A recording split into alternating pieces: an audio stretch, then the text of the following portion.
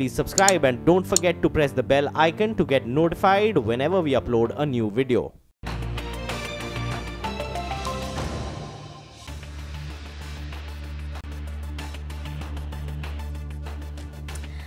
Very good morning. You're watching Trading Hour on CNBC TV18. I'm Ekta Batra and with me is Surbi Upadhyay. Well, it's turning out to be a session where we are seeing the Nifty down around 20 odd points, and we have the Midcap index which is down around 0.3% at this point in time. Remember that on a week-to-date basis, it's not been a great performance for the Nifty or the Midcap index. Week-to-date, we have the Nifty which is corrected around 1.5%. Remember, from levels of close to 10,900 or thereabout, and we have the Midcap index which is underperformed with a cut of around 2.2%. If you're talking about stocks in focus, a lot of stocks to talk about. So the Bajaj Finance twins are in focus. Bajaj Auto from the same group is coming out with numbers today. That stock is holding up well. We have Voltas, which is down 7 to 8 odd percent. Reliance Communication, double-digit gains after that 50% run that we saw yesterday.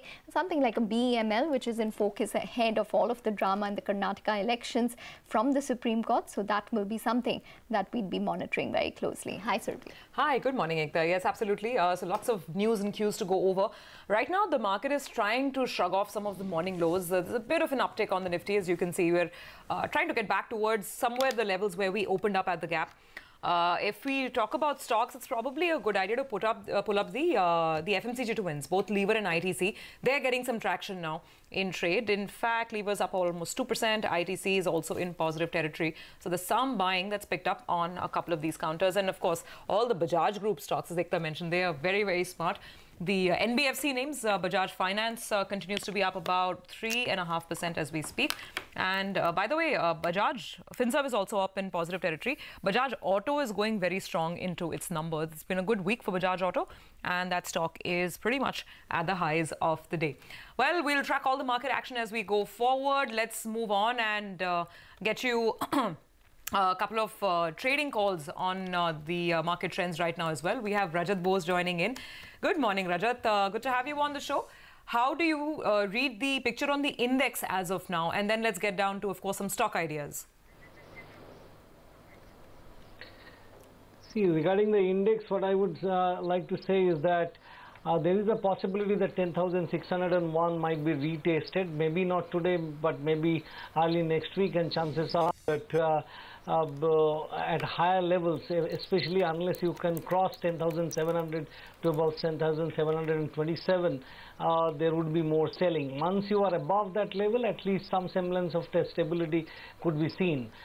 Regarding the Midcap index, what I would say is that Midcap index has shown some bit of recovery after an initial fall of about 90 points or so. But Midcap index would face a lot of resistance around 19,250 odd levels. And if Bank Nifty were to stay below, say, 25,900 sustainably, then there could be further fall there.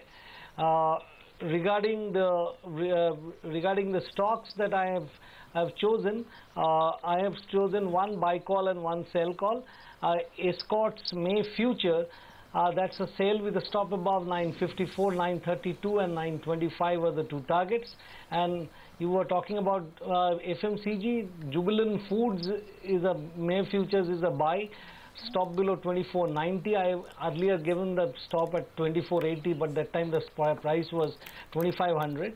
Now targets would be 25.28 and 25.48.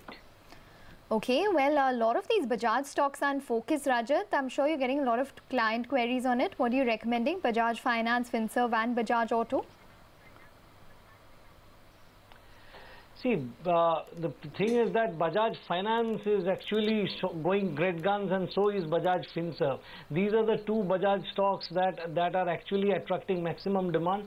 As of now, the Bajaj Finance May future that is showing a possibility of taking out 2,200. Maybe today, maybe tomorrow. This has got maximum momentum. Apart from that, I would say that today the Bajaj stocks are pretty good. Bajaj Finserv is also doing pretty well. So that also you can expect another 1% to 1% kind of a move from here. But one thing maintain close stop losses because these are high momentum stocks. If Bajaj Auto were to fall below say 28.50 anytime because there is a publication of results that is due today, then there would be more selling. Otherwise, even Bajaj Auto can scale up to something like 29.80 to about 3,000 if the results were to be liked by the market. Okay, I just have one more stock for you, Rajat, and that's Petronet LNG.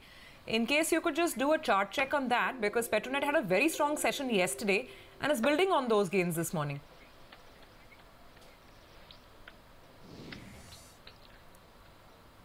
You said Petronet LNG, right? That's right.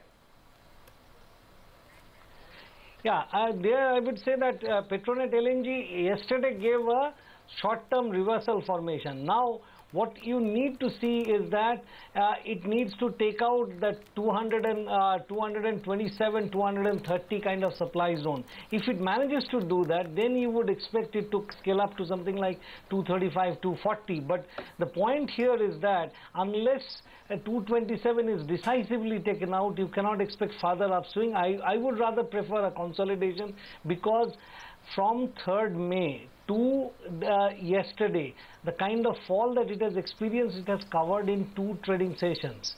Sure. So it requires some consolidation. All right, Rajat, we're going to leave it on that note. Thanks very much for joining in and talking to us. So that is the latest, which is in fact coming out from the Supreme Court. And I think we should get Ashmit to talk about it, where the Supreme Court says it is better to have a floor test tomorrow. So it is most likely that the BJP will have to prove their numbers tomorrow itself in order to form or continue as the government in Karnataka. So this is important news which is coming in. They have suggested 2 alternatives to Karnataka conundrum as well. So we'll get you more details. But as of now, what we are picking up from the Supreme Court is that it is better to have the floor test tomorrow. So maybe there would be a resolution to who would be forming the government in Karnataka sooner than later, Surbi. Yeah, absolutely. So this is something that was widely anticipated, that the Supreme Court perhaps is not going to give as much as 2 weeks for this government to prove its majority on the floor of the House. And that seems to be what's happening right now. These are still, I think there's a hearing and arguments perhaps going on. It is not the final say of the court, but those are some of the suggestions that are being made by the Apex Court. Okay, we are tracking that story in Karnataka, of Karnataka, that's playing out in the Supreme Court today. Let's also, in the meantime, get you some F&O strategies. We have Krish Subramaniam, Co-Head Equity Advisory at Altamount Capital, now joining in. Krish, good morning. What are you going with today? Good morning, Surbi. I think looking at the flow of events, the only thing certain is that we'll have a lot of volatility. So keeping that in mind, recommending selling of a straddle, that is 10,650 call and a put. The premiums are still rich. I think it yields about almost 190 bips. So we could probably see some volatility, but going to expiry, but it might subside, and keeping a target of 100, and maybe one could keep a stop loss of 220. And stock-specific bear spread in Adani Port. So that seems to be showing some signs of cracking. So the bear spread is between strikes of 400 and 380. That is, one buys a 400 strike put and sells a 380 strike put. So the net cost comes to about 7. Keeping the maximum that one could gain is about 13 bips. Keeping a stop loss of 4. And the last one is a bull spread in Tata Global. Now this has seen some savage correction this week. But the FMCG seems to be indicating some sort of buying coming about, and Tata Global also closer to levels of 235, 240, enjoy some good support. So one could resort to doing a bull spread between 250 and 260 strikes, buy a 250 strike call and sell a 260 strike call. So the net cost comes to about 2.3. The maximum that one would get is 7.7, and maybe one could keep a stop loss of 1.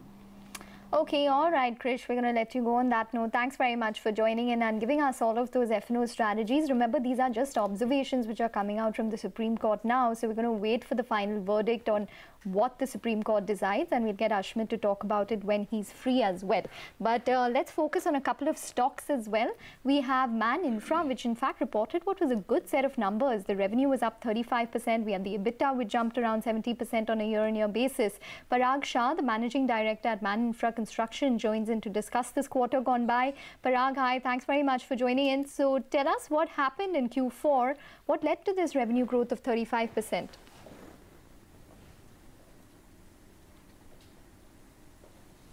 See, the quarter on quarter, like we don't consider the results basically on a quarter on quarter. It's generally in the construction industry, you should see yearly basis only.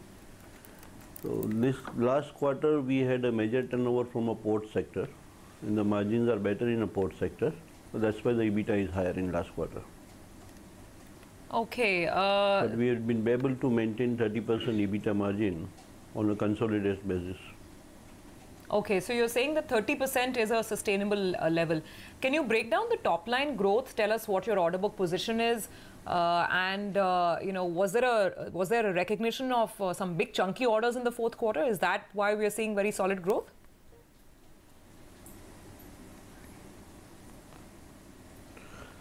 Partly because of AS7, some revision was also there in quarter 4, which was around 2% has been increased because of that. Present order book is somewhere around 584 crore rupees. Out of that, 25% is still from a port sector, around 50% is from a residential sector, and around 25 to 30% is from a Pradhan Mantri Awas Yojana at Pimpri Chinchwad, which we just received the order before 2 months. Okay. Which segments are showing the maximum amount of growth for you all currently? See, historically for our company, we are definitely doing well in the port sector, much better.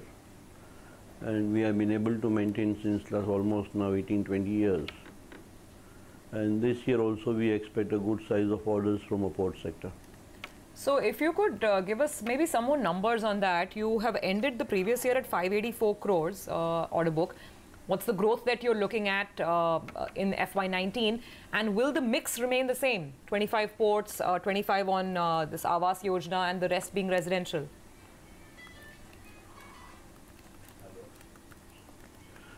This year we are estimating a more order book from a port sector. So it looks like that current year we should be able to do somewhere 50% from an infrastructure side, and then that too also mainly from a port sector. And the balance 50% is a mix between the residential projects as a developer come as a contractor, EPC contracting. And what will that mean for your margins? Typically, how do the margins compare between the ports business and the residential side?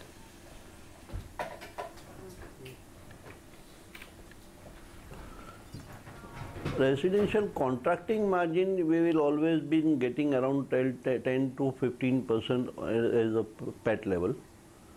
Whereas in a port sector, it's slightly higher. It's around 15 to 18% at a PAT level. Okay, Mr. Parag, we're going to leave it on that. We're going to leave it on that note. Thanks very much for joining in and talking to us. So that is the view coming in from Man Infra. Good performance which came in this quarter from the company. 584 odd crores is currently where the particular the order book stands at this point in time. Okay. But we do have some more news coming in. There were some flashes on your screen just a couple of minutes ago. The National Stock Exchange of India, or the NSE, has now become the first Indian stock exchange to be a Part 30 exempted by Commodities Futures Trading Commission. Vikram Limai, the MD and CEO of NSE, joins in now. Mr. Limai, hi, thank you very much for joining in. Just break up what exactly this means for NSE.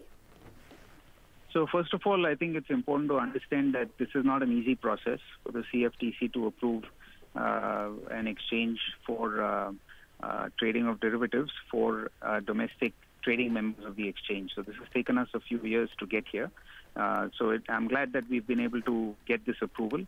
What it will do is it will enable NSE's trading members to be able to trade broad-based indices directly on behalf of US clients, which so far was not permitted. So right now, whether it's domestic brokerages or foreign brokerages that are our trading members in India, will be able to deal with US clients directly for broad-based indices, which means that the Nifty 50 will certainly get captured in that, in terms of being able to trade on behalf of US clients. So, Mr. Limai, what you're telling us is that this works well in case of equities and commodities, both the asset classes? It works for any asset class. It basically covers broad-based indices. So that's what you have to keep in mind. So it does not, for instance, capture a single stock futures contracts. Mr. Limai, also, how would that really differentiate it from the Gift City? Is it the spot trading that happens in Gift City, and would the derivatives trade here? How would you differentiate the two trading strategies? No, in fact, on Gift City as well, right now it is only derivatives. Okay. And what we will do is, now that we've got the Part 30 exemption for NSE, we will apply immediately for the Part 30 exemption for Gift City. So my hope is that we will get that. A lot sooner than what it's taken us to get the approval for NSE, because Gift City is really a subsidiary of NSE, but it is a separate exchange and a separate platform. But they've obviously done a lot of work on giving us this approval, and so my hope is that the Gift City approval will be a lot faster. Absolutely. Mr. Limai, also the approval has just come in. How soon do you see this trading come in, and what work will really the brokerages will have to do now? How does it make it simpler, their life simpler on this? So basically, like I said, our team will reach out to all the domestic trading members. They've already started doing that. And then it's a fairly simple process. I mean, now that we have the approval, it's not difficult for them to start reaching out to their U.S. clients and being able to trade directly on behalf of U.S. clients. So, Mr. Limai, sir, morning. Two-part question. What does this mean? What might this mean for the exchange's own volumes? What should we expect both on the equity and the commodity side? And also, should we read anything at all with respect to, since this is direct access, with respect to just fund flows coming into the market? So, obviously we're not trading commodities right now. So commodities is only from October. So at this point in time, it is equities. And we certainly believe that this will result in an increase in volumes. So we'll see how it works out. It's just come out right now. So we'll have to just give it some time. And is there a timeline to that, really? How soon you could begin trading into this? No, we can begin trading pretty soon. It's not about us. It's about the brokers getting in touch with their U.S. clients and executing trades on behalf of U.S. clients directly. So, and sir, we have enabled them by getting this Part 30 exemption. We have enabled our domestic trading members, whether Indian brokerages or foreign brokerages, to reach out to their U.S. clients and trade directly for U.S. clients. Because of this exemption. So, sir, the second part of my question was whether we should at all, read anything in terms of just the inflow of money, since this is now direct access that the NSE is going to provide via its broker members to U.S. clients. Could that have any bearing on any increase in trading volumes will necessarily result in an increase in flows, right? So, if we believe that this is going to result in an increase in volumes, the natural extension of that is it will result in increased foreign flows. Okay. Mr. Limai, any more such products that you've asked for permission for that we could probably expect? Well, I would rather not talk about it until we get it, but suffice to say that there are a couple other things that we're also working on. Would that be in the equities and commodities segment? If you could just give us a sense. It will be in the segments that we operate in. Mr. Limai, also, once this opening is coming in, when it comes to commodities, it really is still very tight participation. Not too many entities are allowed to trade in here. Would you say that this perhaps opens up further path in sense of commodity trading as well? I don't know. We'll have to see. I've got to examine that. I haven't got into the details of what this means for commodities, because for us, commodities is only in October. So for now, the important thing was to enable our trading members to be able to trade equity derivatives. And so like I said, again, this is for broad-based indices. This is not for everything. We get that point. Mr. Limai, also, as you said, you've enabled the brokers in that sense. How many brokers would you say would perhaps be able or ready to make use of this on an immediate basis?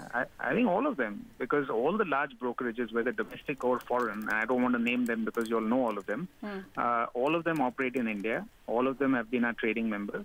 All of them have U.S. clients. It's just that now they can trade directly on behalf of U.S. clients. Earlier, those U.S. clients would have had to go through a different structure, whether it's through Singapore or something else. Now they can trade directly with an Indian trading member, whether it's a foreign brokerage or a domestic brokerage. And all of them service U.S. clients, so all of them should be able to benefit from this. Mr. Limai, sir, allow me to ask one question on a slightly different issue. But again, since October 1 is going to be a big date for everybody that's trading in the Indian markets, now that several weeks have passed since the SEBI notification, Have you decided at the exchange whether from October 1st only index futures are going to trade in after hours, or will NSE also look at opening up the entire gamut of F&O trade right up till midnight? We haven't decided that, so we are in discussions internally. We will also obviously talk to BSE as well and see how we can be coordinated. So I don't have anything conclusive to say on that. Because, sir, I do remember a very clear conversation with Mr. Chauhan of BSE, and that exchange seems to be very clear that they want to open up and go whole hog. I mean, that would include not just the index, but individual stocks as well. Yeah, so like I said, you know, we'll have those conversations, and then once we're ready, we'll make an appropriate announcement. All right, so fair enough. We'll leave it on that note. Thank you very much.